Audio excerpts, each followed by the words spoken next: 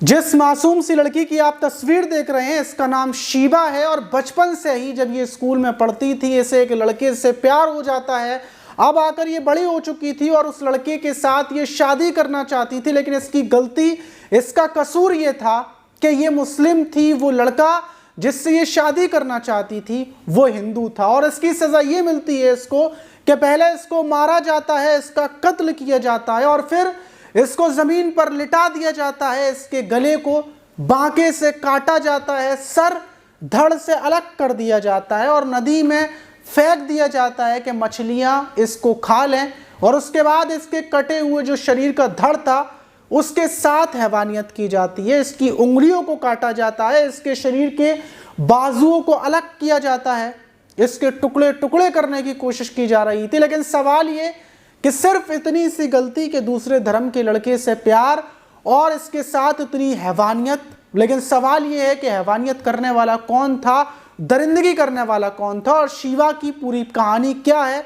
जब आप इसको सुनेंगे तो आपकी आंखों से शायद आंसू निकलने लगेंगे और ये वीडियो इतनी ज़्यादा कीमती है कि हर लड़की को ये वीडियो देखना चाहिए। तो चलते हैं और इस घटना को शुरू से जानते हैं, आखिर तक आपका कलेजा बैठ जाएगा। अगर आपका दिल छोटा है तो आप ये वीडियो ना देखें। तो चलते हैं और जानते हैं पूरी शीबा के साथ हैवानियत की घटना। तो दोस्तों, मेरा नाम माज है, उम्मीद है कि आप सब अच्छे होंगे, सुरक्षित होंगे। और इससे पहले वाली वीडियोस में जिन जिन लोगों ने कमेंट्स किए हैं उनके कमेंट्स को मैं आखिर में पढ़ूंगा, तो आखिर तक बने रहें। और अगर आपने अभी तक कोई कमेंट्स नहीं किया है तो जल्दी से नीचे जाएं, अपना नाम लिख दें और कब से आप मेरी वीडियोस को देख रहे हैं वो लिख दें। वीडियो के आखिर में मैं आपके भी कमेंट्स को पढ़ूंगा। तो आज की जो घटना है, घटना की तरफ बढ़ते हैं। घटना उत्तर प्रदेश का जो बहराइच ज़िला है वहाँ की है और वहीं का एक थाना है नानपारा थाना। उसी थाने के इलाके में ही एक बेसरी गांव है और बेसरी गांव का जो इलाका है वहीं पर 23 जुलाई की रात लगभग 12 या 11:30 बजे का टाइम था। वहीं झाड़ियों की तरफ एक शख्स टॉयलेट करने के लिए जाता है और जैसे ही वो खड़े होकर टॉयलेट कर रहा होता है, क्योंकि उसके हाथ में टॉर्च थी, अंधेरा बहुत ज़्यादा था, तो वहीं उसकी नज़र पड़ती है कि सामने कुछ पड़ा हुआ है। वो ध्यान से जैसे ही देखता है तो आधी रात को मानो उसकी इतनी तेज़ चीख निकलती है कि वो गिरते पड़ते वहाँ से भागता है, क्योंकि वहाँ पर उसने एक लड़की की बॉडी देख ली थी। सर कटा हुआ उसका सर नहीं था, सिर्फ पूरा शरीर था, धड़ था, कटे हुए सर के साथ एक लड़की बिना कपड़ों के वहाँ पर पड़ी हुई है, उसकी लाश वहाँ पड़ी है। ये चीखने के बाद जो पूरे गांव का इलाका था वहाँ पर खलबली मच जाती है, लोग पहुँचते हैं। शुरू में सबको लगता है कि शायद इसने भूत वगैरह देख लिया है, वरना इस गांव के इलाके में लड़की की लाश कैसे आ जाएगी, और वो भी सिर कटी।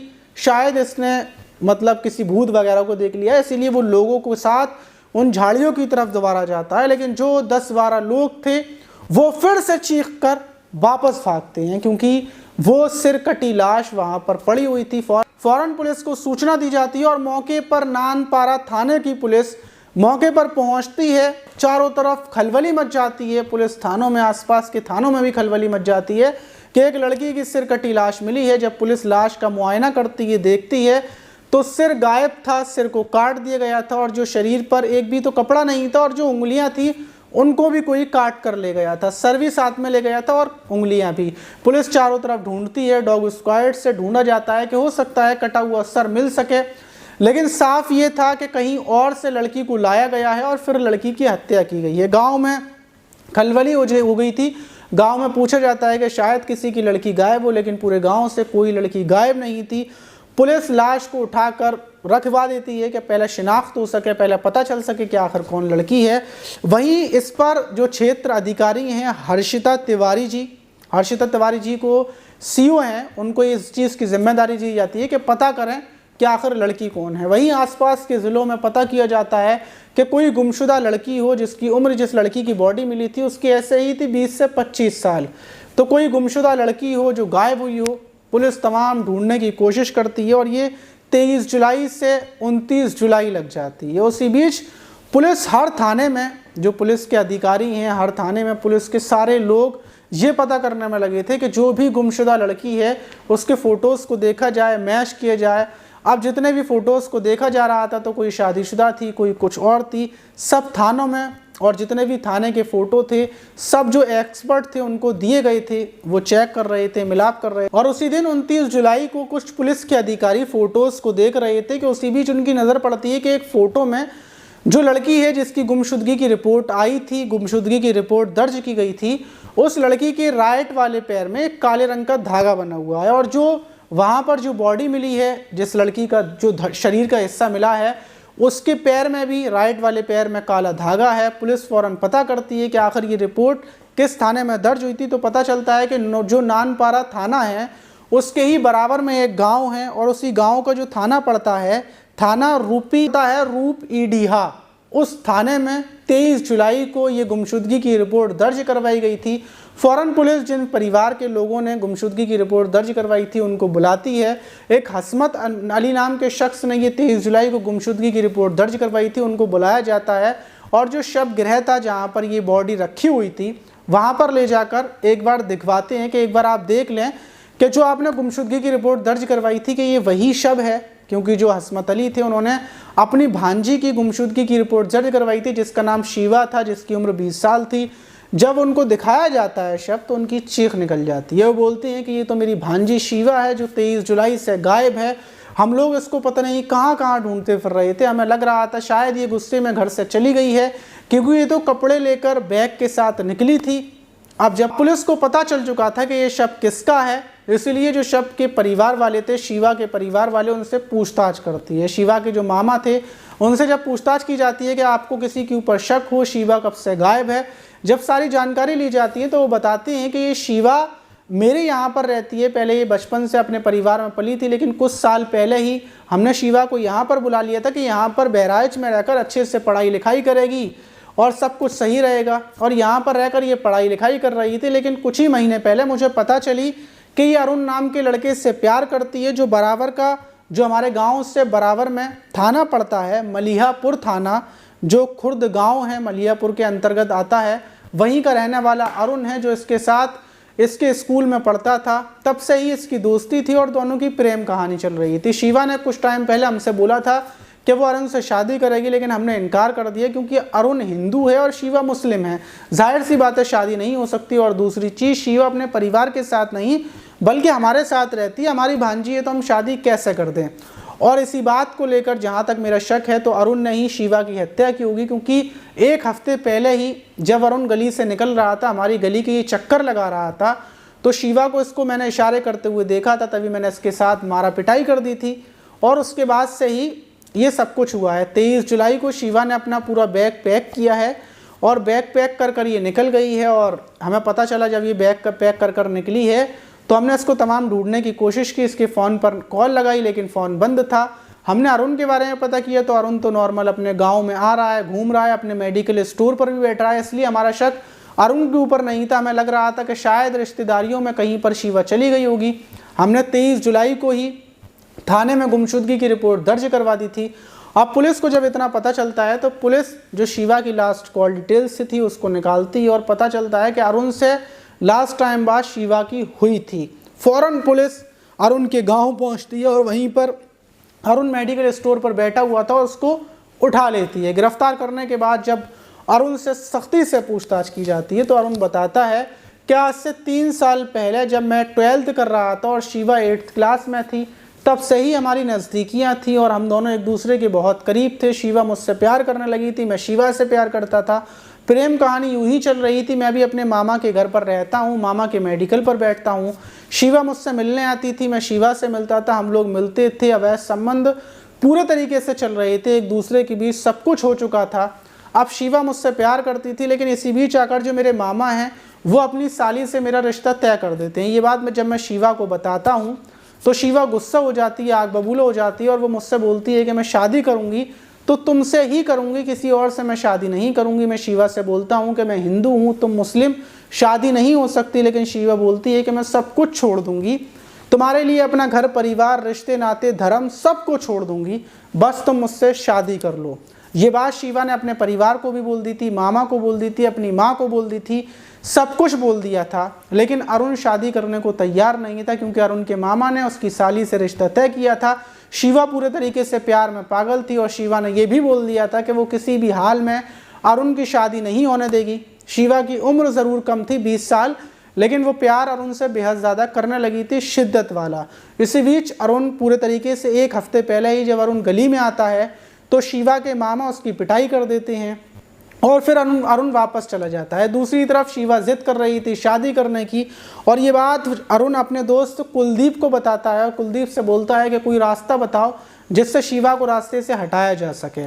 और अरुण और कुलदीप मिलकर एक आइडिया सोचते हैं कि हम शिवा से ये बोलेंगे, अरुण बोलता है कि मैं शिवा से ये बोलूँगा कि आओ यहाँ से चलते हैं, कहीं दूर जाकर शादी कर लेंगे। और ये बात जब वो शिवा से बोलता है 23 जुलाई को, तो शिवा तैयार हो जाती है। शिवा अपना बैग पैक करती है, जो पैसे थे वो लेती है और बैग लेकर 23 जुलाई को कपड़े वगैरह रखकर अरुण के पास आ जाती है। अरुण बाइक पर था और अरुण शिवा से बोलता है कि चलो अब चलते हैं, और ये जो बाइक पर पीछे बैठा हुआ है कुलदीप, इसको बाइक दे देंगे, हम लोग ट्रेन से निकल जाएंगे कहीं दूर जगह पर। शिवा की खुशी का ठिकाना नहीं था, क्योंकि शिवा को उसका प्यार मिल गया था जिससे वो शादी करना चाहती थी। उसके साथ अब शिवा एक नई ज़िंदगी की शुरुआत करेगी, अपने परिवार को छोड़कर, अपने मामा को छोड़कर, जिन्होंने उसको पाल पोस कर बड़ा किया। अब वो 3 साल पहले जो प्रेमी मिला था, सब कुछ वही था उसका। रास्ते में शिवा थी कि उसी बीच अचानक से अरुण गाड़ी को रोक देता है। शिवा पूछती है यहाँ पर गाड़ी क्यों रोकी है, तो बोलता है कि अरुण, जो कुलदीप है ये वॉशरूम जाएगा, जब तक आप तुम उतर जाओ हम लोग बात कर लेंगे। कुलदीप उतरता है और वो झाड़ियों की तरफ चला जाता है। कुछ देर तक अरुण शिवा से बात करता है और बोलता है कि आओ हम लोग भी थोड़ा सा देखें शायद कुलदीप कहाँ गया। थोड़ा झाड़ियों में लेकर उतरता है, शिवा से बोलता है कि देखो पीछे की तरफ देखो कितना अच्छा मौसम है और हम लोगों की नई ज़िंदगी की शुरुआत होने वाली है। ये बात खुद अरुण बताता है। जैसे ही शिवा दूसरी तरफ देखती है तो वो फ़ौरन जो शिवा के गले में दुपट्टा था उसको कस के पकड़कर ज़मीन पर गिरा लेता है। शिवा की चीख निकलती है कि उसी बीच कुलदीप आता है। कुलदीप भी उसके गले को दबा लेता है और थोड़ी देर के बाद शिवा की आंखें पूरी फट चुकी थी। शिवा की नज़रें अरुण के ऊपर थीं, जिस अरुण के साथ वो शादी करने के लिए आई थी, जिस अरुण से वो प्यार करती थी। उसको मरते टाइम शायद यकीन नहीं हो रहा होगा कि ये वही लड़का है जिसके लिए वो अपना परिवार छोड़ कर आई थी, वही उसकी गर्दन को पूरी ताकत से दबाया हुआ था और उसकी जान का दुश्मन बना हुआ था। शिवा शायद बचने की तमाम कोशिश कर रही होगी, शायद उसकी आंखों से आंसू टपक रहे होंगे मरते टाइम भी, लेकिन अरुण ज़रा सा भी रहम नहीं खाता। उसके हाथ कांपते नहीं हैं, बल्कि और ज़्यादा गुस्से में, जुनून में वो शिवा की गर्दन को दबाकर उसकी हत्या कर देता है। शिवा मर चुकी थी, लेकिन अभी भी अरुण के अंदर की आग ठंडी नहीं हुई थी और जो वो बांका लेकर आया था वो बांका लाता है और फिर उसकी गर्दन को काटता है, क्योंकि जो जगह सेलेक्ट करी थी वो जगह बेसरी की जो वहाँ से नदी निकल रही है, नदी के किनारे थी, वहीं पर वो उसकी गर्दन को पूरी अलग कर देता है। आपको यकीन नहीं हो रहा कि एक लड़का जिस लड़की से मिलता था उसी की गर्दन को अलग करता है और गर्दन ले जाकर नदी में फेंक देता है। नदी में गर्दन को बहा देता है, वापस आता है, फिर उंगलियां काटता है, क्योंकि उसको डर था कि चेहरे से ही शिनाख्त होगी और उंगलियों से, फिंगरप्रिंट्स से पहचान हो जाएगी, इसलिए उंगलियां काट दी और शरीर के और हिस्से टुकड़े करने वाला था। लेकिन खटपट की इधर उधर आवाज़ होने की वजह से वो लोग जल्दी से वहाँ से भाग जाते हैं। शिवा के सारे कपड़े उतार दिए थे, कपड़ों को बैग में रख लिया था कि कपड़ों से भी शिनाख्त ना हो पाए, और उसके बाद वहाँ से भागकर अरुण वापस अपने मेडिकल पर आकर बैठ जाता है और अपने दोस्त को भेज देता है। उसको उम्मीद थी कि वो पकड़ा नहीं जाएगा। पुलिस फ़ौरन जो अरुण का दोस्त कुलदीप था उसको भी गिरफ्तार कर लेती है। लेकिन जब ये बात लोगों को पता चली तो कोई यकीन नहीं कर रहा था कि एक लड़की जो एक लड़के से प्यार करती थी, अपना घर परिवार सब कुछ छोड़ने को तैयार थी, उसी लड़की ने उसकी हत्या कर दी। आपको भी यकीन नहीं हो रहा होगा। कितनी हैरान करने वाली बात है। अब बात करते हैं उन लोगों की जिन लोगों ने इससे पहले वाली वीडियोस में कमेंट किए थे, उनके कमेंट्स को पढ़ते हैं। अगर आपने नहीं किया है तो जल्दी से नीचे जाएं, एक कमेंट्स कर दें, अपना नाम लिख दें। आपकी जुल्फ़िकार भाई बोल रहे हैं, माज भाई नाम आपने किसी भी वीडियो में नहीं लिया है, मैं कब से कमेंट कर रहा हूँ। तो जुल्फ़िकार भाई आपका कमेंट्स नहीं आया है, अब ये कमेंट्स आया है तो मैंने फ़ौरन पढ़ा है। आप लोग बराबर कमेंट्स करते रहें तो बराबर मेरी नज़रों में रहेंगे। ये नहीं है कि एक कमेंट कर दिया, कम से कम 10-10 कमेंट करें तो मैं 10 कमेंट आपके पढ़ूँगा। ये बोल रही है, भाई मेरा नाम ऋतु नरवाना है, मैं HDFC बैंक में जॉब करती हूँ, आपके वीडियोस से बहुत कुछ सीखने को मिलता है। 4 साल मतलब 4 साल से आप हमारी वीडियोस देख रही हैं। तो ऋतु जी आपका बहुत बहुत शुक्रिया कि आप हमारी वीडियोस देखती हैं। शिव सिंह बोल रहे हैं भाई आप आगरा में कहाँ से हो? तो आगरा के पास जो फ़िरोज़ाबाद है मैं वहीं पर रहता हूँ। फ़िरोज़ाबाद जिसको चूड़ियों का शहर बोला जाता है, जहाँ पर चूड़ियाँ वगैरह बनती हैं। अगर आप कभी आते हैं तो मेरे पास मैसेज कर सकते हैं और नीचे हमारी इंस्टाग्राम आईडी चल रही है, इस इंस्टाग्राम आईडी पर मैसेज करें, बात कर सकते हैं, वीडियो कॉल भी कर सकते हैं।